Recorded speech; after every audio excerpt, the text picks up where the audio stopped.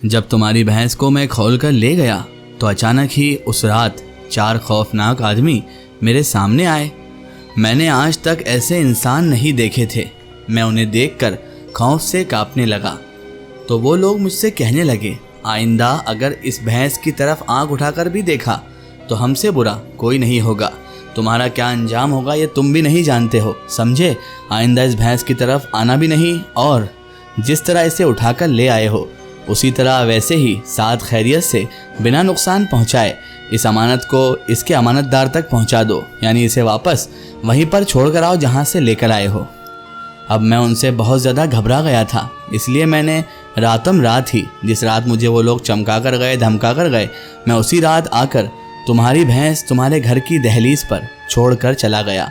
लेकिन मैं ये बात जानना चाहता था कि आखिर इस भैंस के पीछे क्या राज छुपा है। ये बात मुझे काफ़ी दिन से परेशान कर रही है। तभी मैंने इसकी आंखों में झांका और मजबूत लहजे में कहने लगा, क्योंकि वो जिन्नात का दिया हुआ तोहफा है। जो तुम्हारे सामने आदमी आए थे अजीबोगरीब, वही इंसान नहीं बल्कि जिन्नात थे। जैसे ही मैंने उस शख्स को ये कहा, उस चोर को ये कहा, तो उस चोर के तो होशो हवास ही उड़ गए, उसके पैरों तले ज़मीन खिसक गई। ये कहकर तो उस चोर के होश में उड़ गए थे। वो उल्टे कदमों वहाँ से भागने लगा। ऐसा लग रहा जैसे अभी भी वो जिन्नात उसका पीछा कर रहे हों। मैं बेइख्तियार उसे देखकर मुस्कुरा दिया था। मैं जानता था कि जिस तरह उन्होंने मुझे ये तोहफे के तौर पर दी है उसी तरह वही इसकी हिफाजत करेंगे।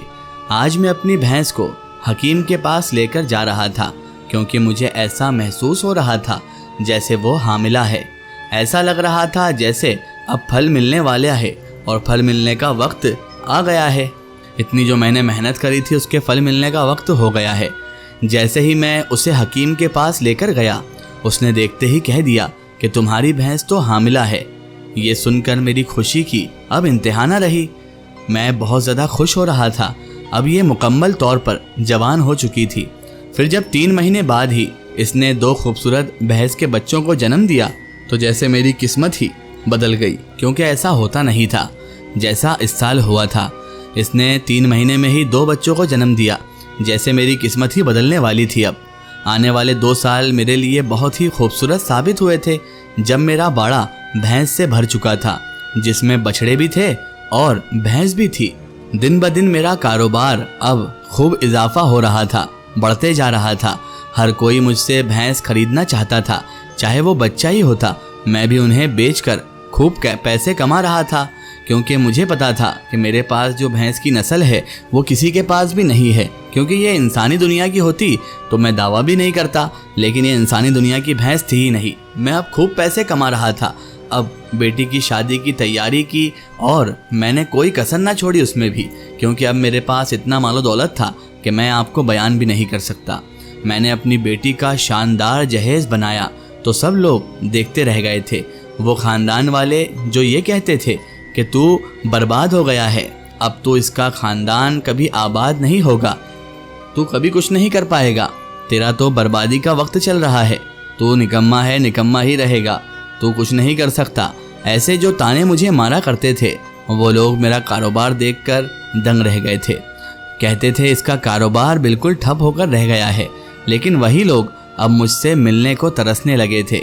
कहते हैं ना कि उगते हुए सूरज को हर कोई सलाम करता है, या चढ़ते हुए सूरज को हर कोई सलाम करता है। मैंने अपनी ज़िंदगी में वो वक्त देख लिया था और ये भी समझ लिया था कि पैसा ही इस दुनिया में सबसे ज़्यादा अहम चीज़ होती है, जो आपको इज़्ज़त भी दिलवा देता है और ज़िल्लत भी। वैसे ये सब तो रब्बे कायनात के हाथ में होता है, लेकिन दुनिया की अगर बात करें, दुनिया के मतलबी लोगों की बात करें, तो पैसा ही सब कुछ है। वैसे उस मालिक के बिना इस पैसे का भी कुछ नहीं होना है, क्योंकि मुझे ये मौका, ये सुनहरा मौका और ये भैंस, सब चीज़ें मेरे रब की मेहरबानी से ही मिली थी, अल्लाह ताला की मेहरबानी से ही मिली थी। क्योंकि ना मुझे वो भैंस मिलती, ना मैं उसकी खिदमत करता, और ना ही मुझे आज ये सब देखने को मिलता। बहरहाल वही लोग मुझसे मिलने के लिए तरस रहे थे जो मुझे ताने मारते थे। मैं एक बहुत बड़ा व्यापारी बन चुका था। जानवरों की लेन देन करना और उनकी अच्छी कीमत लगाना, मैं कहाँ से कहाँ मैं पहुँच गया था। सिर्फ एक जिन्नात की भैंस की वजह से मेरा व्यापार चल निकला था, और मैं इतना आगे बढ़ चुका था कि जहाँ पर पहुँचना हर एक कसाई का मकसद होता है, हर एक कसाई का सपना होता है। लेकिन इस भैंस का राज मैंने आज तक किसी के सामने जाहिर नहीं किया था, जो हर 3 महीने बाद 2 बच्चे जन्म देती थी। बेटी की तो शादी हो चुकी थी, बेटे को भी मैंने अपने कारोबार में शामिल कर लिया था। यूँ हम दोनों बाप बेटे मिलकर खूब नाम कमा रहे थे। सब मुझे रहमान कसाई के नाम से जानते थे। अब पूरे शहर में मेरी वाहवाही होने लगी थी। मुझे अपनी किस्मत पर यकीन नहीं हो रहा था कि मेरी किस्मत एकदम से कैसे बदल सकती है। अब मेरी बीवी कहने लगी, हम अपने घर में बहू ले आते हैं, बेटे की भी शादी कर देते हैं ताकि मेरा भी कुछ काम में हाथ बटा दें और हमें पोता पाती देखने का सुख भी नसीब हो जाए, क्योंकि हमारी ज़िंदगियों का कोई भरोसा नहीं है। मेरी बीवी की बात मुझे भी सही लगी। इस तरह हमारा ख़ानदान मुकम्मल हो जाएगा। मैंने यही सोचा, कल को अगर हमारे यहाँ पोते ने जन्म लिया तो देखो हमारा ख़ानदान कितना बड़ा हो गया। ये सोचकर मैं भी खुशी से भरपूर हो गया था, फूलना समा रहा था। बहरहाल यूं मैं अपने बेटे के लिए लड़कियां देखने लगा। मेरी बीवी अच्छी से अच्छी लड़की देखना चाहती थी, लेकिन एक दिन मैं अपने बाड़े में बैठा था जब मेरे पास एक आदमी आया। वो कहने लगा कि मैं एक गरीब आदमी हूँ, मेरी मदद करो, मुझे अपनी बेटी के जहेज के लिए चंद पैसे चाहिए। मैं कहने लगा, तुम्हारी बेटी की शादी होने वाली है? तो वो कहने लगा, हाँ, उसके ससुराल वाले बहुत लालची हैं, बिना लालच के वो मेरी बेटी को ले जाने को तैयार नहीं है। ये सुनकर मुझे बहुत गुस्सा आया।